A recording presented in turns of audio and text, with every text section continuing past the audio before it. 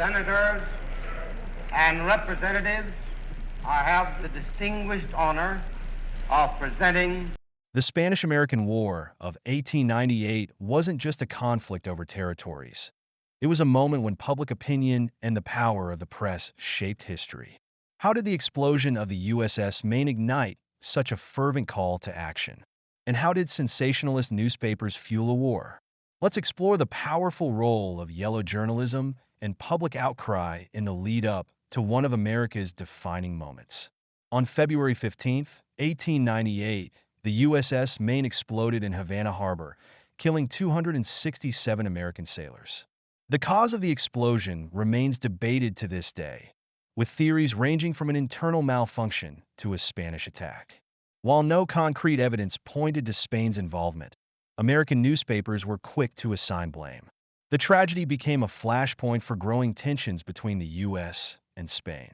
Yellow journalism refers to sensationalist reporting that prioritizes eye-catching headlines over factual accuracy. It emerged in the late 19th century, with figures like William Randolph Hearst and Joseph Pulitzer at the forefront.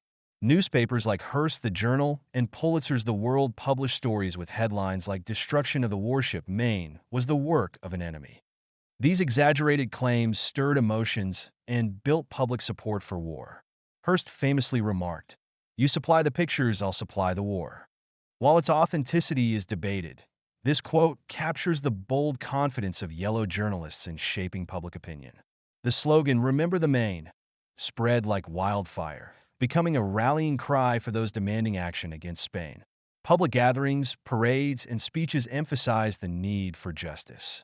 Organizations and civic leaders played a role in amplifying the message, turning the Maine explosion into a symbol of American resolve. Initially, President William McKinley resisted calls for war, hoping to avoid unnecessary conflict.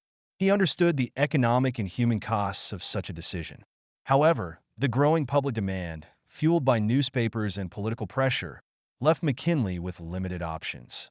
Business leaders who initially opposed intervention due to fears of instability eventually shifted their stance as war seemed inevitable. On April 25, 1898, Congress officially declared war on Spain, marking the start of the Spanish-American War. While many factors contributed, the explosion of the USS Maine and the public's reaction were pivotal in tipping the scales. This was a moment where the power of media and public opinion directly influenced government action, setting a precedent for future conflicts. The Spanish-American War reminds us of the immense power of public opinion and the media in shaping history. Yellow journalism may not have provided a balanced perspective, but it succeeded in galvanizing a nation. "Remember the Maine" became a rallying cry for justice and intervention, leading to a conflict that redefined America's role on the global stage. But it also serves as a cautionary tale about the dangers of sensationalism and the need for critical thinking in the face of powerful narratives.